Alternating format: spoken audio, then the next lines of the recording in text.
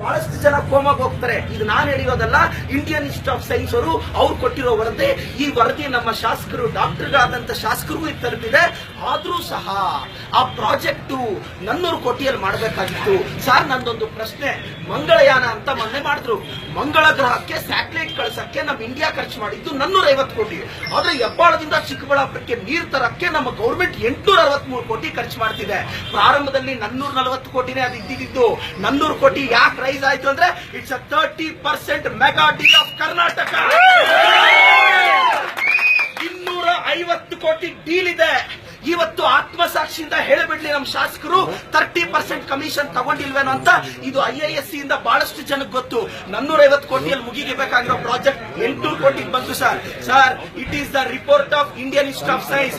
ಇವತ್ತು ಹೇಳ್ತಿದೀನಿ, ಹೆಬ್ಬಾಳ ಕೆರೆ ನೀರೇನಾದ್ರೂ ನಮ್ಮ ಕೆರೆಗಳಿಗೆ ತುಂಬಿದ್ರೆ 10 ಜನರಲ್ಲಿ 7 ಜನಕ್ಕೆ ಕಿಡ್ನಿ ಫೇಲ್ಯೂರ್ ಆಗೋದು ಸತ್ಯ. ನಾನು ಒಬ್ಬ ಬಯಾಲಜಿ ಪ್ರೊಫೆಸರ್, ಅದ್ರ ಬಗ್ಗೆ ನಾನು ಪಾಠ ಮಾಡ್ತೀನಿ.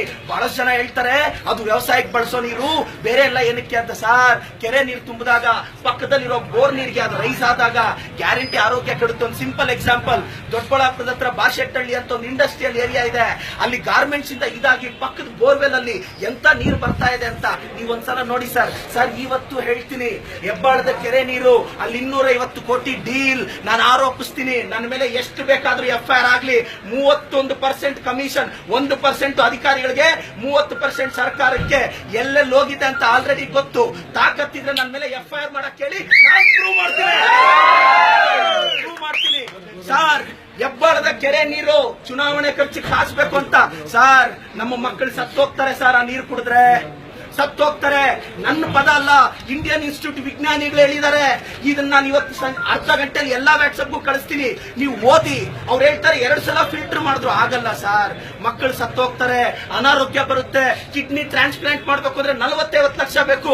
ಬೆಳೆದಿರೋ ಮಗಳಿಗೆ ಕಿಡ್ನಿ ಫೇಲ್ಯೂರ್ ಆದ್ರೆ 50 ಲಕ್ಷ ಒಬ್ಬ ಬಡವ ಎಲ್ಲಿಂದ ತರಕ್ಕಾಗುತ್ತೆ? ಒಂದಂತೂ ಸತ್ಯ, ಗೌರವಾನ್ವಿತ ಶಾಸಕರೇ, ಫಸ್ಟ್ ಇಯರ್ MBBS ಡಿಸ್ಕಂಟಿನ್ಯೂ ಆಗಿರ್ತಕ್ಕಂಥ ನಿಮಗೆ ಸಿಗಿದ್ರೆ 327 ಜನ ಡಾಕ್ಟರ್ಸ್ ನಾನು ರೆಡಿ ಮಾಡಿದ್ದೀನಿ. ಇದ್ರ ಮೇಲೆ ತಿಂಗಳಿಂದ ವರ್ಕ್ ಮಾಡ್ತಿದ್ದೀನಿ. 5-6 ಜನ ವಿಜ್ಞಾನಿಗಳು ಇದು ಮಾಡಿದ್ದೀನಿ. ಸರ್, ಇವತ್ತು ನಾನು ಗೌರವಾನ್ವಿತ ಶಾಸಕರಿಗೆ ಒಂದೇ ಮಾತು ಹೇಳೋದು, ಇಲ್ಲೆಲ್ಲಾದ್ರೂ ಪಬ್ಲಿಕ್ ಪ್ಲೇಸ್ ಅಲ್ಲಿ ಬಹಿರಂಗ ಚರ್ಚೆಗೆ ಬರಕ್ ಹೇಳಿ. ಎಲ್ಲಾ ಜನ ಬರ್ಲಿ, ಎಲ್ಲರೂ ಬರ್ಲಿ, ಕೂತೇಣ ಈ ನೀರು ಯೋಗ್ಯನ ಅಲ್ವಾ ಅಂತ. ಸರ್, ದೇವರ ಸತ್ಯವಾಗ್ಲೂ ಹೇಳ್ತೀನಿ ಸರ್, ಒಂದು ಬೆಳೆದಿರೋ ಮಗಳು, ಅಪ್ಪ ಅಮ್ಮ ಈ ನೀರು ಕುಡಿದು ಸತ್ತೋದ್ರೆ ಬಹಳಷ್ಟು ಹೇಳ್ತೀನಿ, ರಿಯಲಿ ಹೇಳ್ತೀನಿ. ಮತ್ತೆ ನೋಡಿ, ಪ್ರಾಜೆಕ್ಟ್ ಇಂಪ್ಲಿಮೆಂಟ್ ಮೊದಲು ಬೇರೆ ಬೇರೆ ವೇದಿಕೆಗಳಲ್ಲಿ ಈ ರೀತಿಯ ವಿಡಿಯೋಗಳನ್ನ ಮಾಡಿ ಜನಗಳ ಗಮನವನ್ನ ಸೆಳೆದಿದ್ರು. ನಾವು ಸಹ ಇದರಿಂದ ಪ್ರಭಾವಿತರಾಗಿದ್ವಿ. ಏನಂತಂದ್ರೆ, ಪಕ್ಷಾತೀತವಾಗಿ ಚಿಕ್ಕಬಳ್ಳಾಪುರ ಜನತೆ ಪ್ರಬುದ್ಧತೆ ಹೊಂದಿದೆ. ಯಾರು ಏನೇ ಒಳ್ಳೇದನ್ನು ಮಾಡಿದ್ರು ಅವ್ರ ಪರವಾಗಿ ನಿಂತ್ಕೊಳ್ಳೋಂತಹ ಕೆಲಸ ಆವತ್ತಿಂದನೂ ನನ್ನ ಚಿಕ್ಕಬಳ್ಳಾಪುರ ಜನತೆ ಮಾಡ್ಕೊಂಡು ಬರ್ತಾ ಇದ್ದಾರೆ. ಆ ರೀತಿ ಒಂದು ಸಂದರ್ಭದಲ್ಲಿ ಇವತ್ತು ಇದ್ದಕ್ಕಿದ್ದಾಗೆ ಈ ರೀತಿಯ ವೀರಾವೇಶ ತೋರಿಸ್ತಿದ್ದಂತಹ ನಮ್ಮ ಶಾಸಕರಾಗಿದ್ದ ತಕ್ಷಣ ತಮ್ಮ ವೀರಾವೇಶವನ್ನ ಯಾಕೆ ಕಳ್ಕೊಂಡಿದ್ದಾರೆ, ಯಾಕೆ ಸೈಡ್ಗಿಟ್ಟಿದ್ದಾರೆ? ಆ ಬಡವರ ಮಕ್ಕಳು ನೀರು ಕುಡಿದು ಸತ್ತೋಗ್ತಾ ಇರೋದು ಏನಾದ್ರು ನಿಂತೋಗಿದೆಯಾ? 3 ವರ್ಷದಿಂದ ಅವ್ರು ಬಂದಿದ್ದಾದ್ಮೇಲೆ ಯಾವುದಾದ್ರೂ ದೇವಸ್ಥಾನಗಳಲ್ಲಿ ಏನಾದರೂ ಪೂಜೆ ಮಾಡಿಸಿ ಈ ಕುಲುಷಿತ ನೀರನ್ನ ಕುಡಿದ್ರೂ ಸಹ ಏನು ತೊಂದರೆ ಆಗದಿರೋ ಥರ ಏನಾದರೂ ಪೂಜೆ ಗೀಜೆ ಮಾಡಿಸಿ ಸರಿ ಮಾಡ್ಕೊಂಡಿದಾರ ಏನು ಅಂತ ನಮಗೆ ಗೊತ್ತಿಲ್ಲ. ಆದರೆ ನಿಜಕ್ಕೂ ಸಹ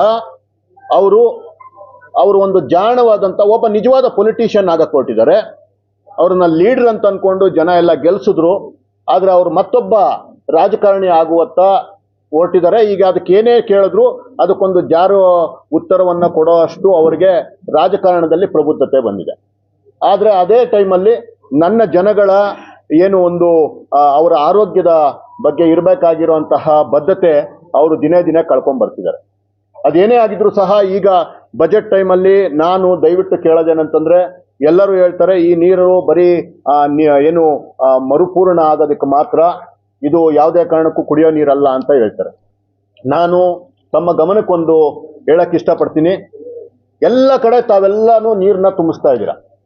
ಇಲ್ಲೇ ನಮ್ಮ ಚಿಕ್ಕಬಳ್ಳಾಪುರದ ನಗರದಲ್ಲಿರುವಂತಹ ಕಂದವಾರ ಕೆರೆಯನ್ನು ನಾವು ಎಕ್ಸಾಂಪಲ್ ಆಗಿ ತಗೋಣ. ಇದೊಂದೇ ಅಲ್ಲ, ಜರಿ ಒಂದು ಎಕ್ಸಾಂಪಲ್ ಆಗಿ ತಗೊಂಡ್ರೆ, ನಾನು ಒಂದು ಸರ್ವೆ ಮಾಡಿದ ಪ್ರಕಾರ, ನಮ್ಮ ಹುಡುಗರು ಹೋಗಿ ನೋಡ್ಕೊಂಡ್ ಬಂದಿರೋ ಪ್ರಕಾರ ಸುಮಾರು 10-12 ಬೋರ್ಗಳು ಫೇಲ್ ಬೋರ್ವೆಲ್ಸು ಆಲ್ರೆಡಿ ಅಲ್ಲಿದೆ ಮೊದಲಾಗಿರುವಂಥದ್ದು. ಅದರ ಜೊತೆಗೆ ಈಗ 7 ಬೋರ್ವೆಲ್ಗಳಾಗಿದೆ. ಆ 7 ಬೋರ್ವೆಲ್ ಅಲ್ಲಿ ನನ್ನ ಅಂಕಿ ಸಂಖ್ಯೆ ಸಣ್ಣ ಪುಟ್ಟ ತಪ್ಪಿರ್ಬೋದು, ಆದ್ರೆ ಸುಳ್ಳಲ್ಲ. ಯಾಕಂದ್ರೆ ನಾವು ಇದನ್ನ ಕೆಲಸ ಮಾಡಿ ತಗೊಂಬಂದಿರೋ ಅಂಥದ್ದು, ಅದನ್ನು ಹೋಗಿ ನೋಡಿರೋ ಅಂಥದ್ದು. 7 ಬೋರ್ವೆಲ್ಗಳಲ್ಲಿ 6 ಬೋರ್ವೆಲ್ ಈಗ ಲೈವ್ ಇದೆ. ಆ 6 ಬೋರ್ವೆಲ್ಗಳಲ್ಲಿ ಚಿಕ್ಕಬಳ್ಳಾಪುರದ ಬೇರೆ ಬೇರೆ ಭಾಗಕ್ಕೆ ನೀರನ್ನು ಕೊಡುವಂತ ಕೆಲಸ ಮಾಡ್ತಿದೆ. ಯಾವ್ಯಾವ ವಾರ್ಡ್ ಅಂತ ಕೂಡ ತಮ್ಮ ಗಮನಕ್ಕೆ ತರ್ತೀನಿ. ಯಾಕಂದ್ರೆ ಜನಗಳಿಗೆ ಗೊತ್ತಾಗಬೇಕು ಎಲ್ಲಿ ಯಾವ ನೀರು ನಾವು ಕುಡಿತಾ ಇದ್ದೀವಿ, ನಮ್ಮ ಪರಿಸ್ಥಿತಿ ಏನಿದೆ ಅಂತ ನನ್ನ ಮುಗ್ಧ ಜನತೆಗೆ ನಾನು ತಿಳಿಸ್ಬೇಕು. ಅದಕ್ಕೋಸ್ಕರ ಈ ಒಂದು ವೇದಿಕೆಯನ್ನು ನಾನು ಉಪಯೋಗಿಸ್ಕೊತಾ ಇದ್ದೀನಿ. ಏನಂತಂದ್ರೆ ಇವರೆಲ್ಲ ಹೇಳೋದು ನೀರು ಯಾವುದೇ ಕಾರಣಕ್ಕೂ ಏನು ತೊಂದರೆ ಇಲ್ಲ, ಅದು ಕುಡಿಯೋ ನೀರು ಯೂಸ್ ಮಾಡಲ್ಲ ಅಂತ.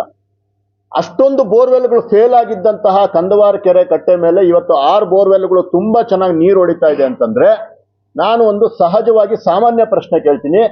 ಕೆರೆ ಇದು ಏನು ಕೊಳಚೆ ನೀರು ನೀವು ತುಂಬಿದ ತಕ್ಷಣ ನೀರಿನಲ್ಲಿ ನೀರು ಬರುತ್ತೆ ಅಂದ್ರೆ, ಬೋರ್ವೆಲ್ ಅಲ್ಲಿ ನೀರು ಬರುತ್ತೆ ಅಂದ್ರೆ, ಇದು ಯಾವ ನೀರು? ಇದು ಎಲ್ಲರಿಗೂ ಗೊತ್ತು, ಇದು ಕೊಳಚೆ ನೀರೇ ಬೋರ್ವೆಲ್ಗಳಲ್ಲಿ ಬರ್ತಿದೆ. ಅಂತಹ ಒಂದು ನೀರನ್ನ ತಾವು ಈಗ ಎಲ್ಲ ಕಡೆ ಕೊಡುವಂತಹ ಕೆಲಸ ಮಾಡ್ತಿದ್ದೀರಾ. ತಮಗೆ ತಮ್ಮ ಗಮನಕ್ಕೆ ಕೊಡಕ್ಕೆ ನಾನು ಇಷ್ಟಪಡ್ತೀನಿ. 5ನೇ ವಾರ್ಡ್ಗೆ, 11ನೇ ವಾರ್ಡ್ಗೆ, 13ನೇ ವಾರ್ಡ್ಗೆ, 17ನೇ ವಾರ್ಡು ಮತ್ತೆ 12ನೇ ವಾರ್ಡ್ಗೆ ಈ ಬೋರ್ಗಳಿಂದ ಡೈರೆಕ್ಟ್ ಆಗಿ ನೀರು ಹೋಗ್ತಾ ಇರುವಂತಹ ಕೆಲಸ ನಗರಸಭೆ ಮಾಡ್ತಿದೆ. 15ನೇ ವಾರ್ಡು, 11ನೇ ವಾರ್ಡು, 13ನೇ ವಾರ್ಡು, 17ನೇ ವಾರ್ಡು, 12ನೇ ವಾರ್ಡು. ನಾನು ಇವಾಗ ಹೇಳ್ಬೇಕಾದ್ರೆ ಅಕಸ್ಮಾತ್ 12ನೇ ವಾರ್ಡ್ 13 ಆಗಿರ್ಬೋದು, 15 ಆಗಿರ್ಬೋದು, ಇನ್ನೊಂದಾಗಿರ್ಬೋದು, ಒಂದಷ್ಟು ವಾರ್ಡ್ಗಳಿಗಂತೂ ಕೊಡುವಂತಹ ಕೆಲಸ ಖಂಡಿತವಾಗೂ ನಗರಸಭೆಯವರು ಮಾಡ್ತಿದ್ದಾರೆ. ಈ ನೀರು ಯಾರು ಕುಡಿತಾ ಇರೋದು? ನನ್ನದೇ ಜನ, ನನ್ನ ಮುಗ್ಧ ಜನ, ಅವ್ರದ್ದು ದಿನದ ಜಂಜಾಟಗಳಲ್ಲಿ ಮುಳುಗೋಗಿರುವಂತ ಜನ ಯಾವುದೋ ಒಂದು ನೀರು ಬಂದ್ರೆ ಸಾಕಪ್ಪ ಅಂತ ಖುಷಿ ಖುಷಿಯಾಗಿ ಯೂಸ್ ಮಾಡ್ತಿದ್ದಾರೆ. ಅವ್ರಿಗೆ ಗೊತ್ತಿಲ್ಲ ಪಾಪ, ಎಲ್ಲರೂ ಸೇರಿ ವಿಷ ಕುಡಿಸುವಂತಹ ಕೆಲಸ, ಹಾಗೂ ಟಾಯ್ಲೆಟ್ಗಳಲ್ಲಿ ಬಿಡುವಂತಹ ಮೂತ್ರದ ನೀರು, ಆ ಚರಂಡಿ ನೀರನ್ನ ಕುಡಿಸುವಂತ ಕೆಲಸನ ಈ ಸರ್ಕಾರಗಳು ನನ್ನ ಜನತೆಗೆ ಮಾಡ್ತಾ ಇದೆ. ಇದರ ಏನು ಪಾಪದ ಫಲ ನೀವೆಲ್ಲರೂ ಒತ್ಕೊಂತೀರಾ? ದಯವಿಟ್ಟು ನಾನು ಯಾರಿಗೋ ಬೇರೆಯವ್ರಿಗೆ ಶಾಪ ಹಾಕತರ ಕುಟುಂಬಗಳಿಗೆ ಇನ್ನೊಂದಕ್ಕೆ ಶಾಪ ಹಾಕೋಕೆ ಹೋಗಲ್ಲ. ನೀವಂತೂ ಈ ಕರ್ಮವನ್ನ ಅನುಭವಿಸಕ್ಕೆ ರೆಡಿ ಇರಬೇಕು. ಕಲಿಯುಗ ತುಂಬಾ ಒಳ್ಳೆ ಯುಗ ಇದೆ. ಡೆಫಿನೆಟ್ ಆಗಿ ನೀವೆಲ್ಲ ಇದಕ್ಕೆ ಅನುಭವಿಸ್ತೀರ. ಜೊತೆಗೆ ಯಾವತ್ತಾದ್ರೂ ಯಾವ್ದಾದ್ರು ಬೇರೆ ವಾರ್ಡ್ಗಳಲ್ಲಿ ನೀರು ಕಡಿಮೆ ಆದ್ರೆ ಇದೇ ಬೋರ್ವೆಲ್ಗಳಿಂದ ಟ್ಯಾಂಕರ್ಗಳಲ್ಲಿ ತುಂಬಿಸಿ ಆ ವಾರ್ಡ್ಗಳಿಗೆ ಕೊಡುವಂತಹ ಕೆಲಸವನ್ನ ನಗರಸಭೆಯವರು ಮಾಡ್ತಿದ್ದಾರೆ. ನಾನು ನಗರಸಭೆಯವ್ರನ್ನ ದೂಷಿಸ್ತಾ ಇಲ್ಲ. ನಗರಸಭೆಯವರು ಅವ್ರ ಕೈಯಲ್ಲಿ ಆಗೋದು ಅಷ್ಟೇ ಪಾಪ ಕೆಲಸ, ಅವರ ಸೀಮಿತ ಶಕ್ತಿ ಅದು. ಆದ್ರೆ ಇದನ್ನ ಮಾಡಬೇಕಾಗಿರುವಂತಹ ಶಾಸಕರೇನಿದ್ದಾರೆ ಅವರು ನಿದ್ರೆಯಲ್ಲಿದ್ದಾರೆ. ಈ ವಿಷಯದಲ್ಲಿ ಅವರು ಬಿಟ್ಟಿರೋ ಆಂಬ್ಯುಲೆನ್ಸ್ಗಳ ಬಗ್ಗೆ ನಂಗೆ ತುಂಬಾ ಹೆಮ್ಮೆ ಇತ್ತು. ಆದ್ರೆ ಈಗ ನನಗನ್ನಿಸ್ತಿದೆ, ನಾಳೆ ನನ್ನ ಏನು ಜನ ಏನಾದರೂ ತೊಂದರೆ ಆದ್ರೆ ತುಂಬಾ ಜನ ಈ ಆಂಬ್ಯುಲೆನ್ಸ್ಗಳನ್ನ ಯೂಸ್ ಮಾಡ್ಕೊಳ್ಳಿ ಅಂತ ಅನ್ನೋ ಒಂದು ದೂರದೃಷ್ಟಿಯಿಂದ ಆಂಬ್ಯುಲೆನ್ಸ್ಗಳನ್ನ ಬಿಟ್ಟಿದಾರ ಅನ್ನೋಂತಹ ಒಂದು ಯೋಚನೆ ನಮ್ಮ ತಲೆನಲ್ಲಿ ಹೋಗಿ ಬಂದಿದೆ.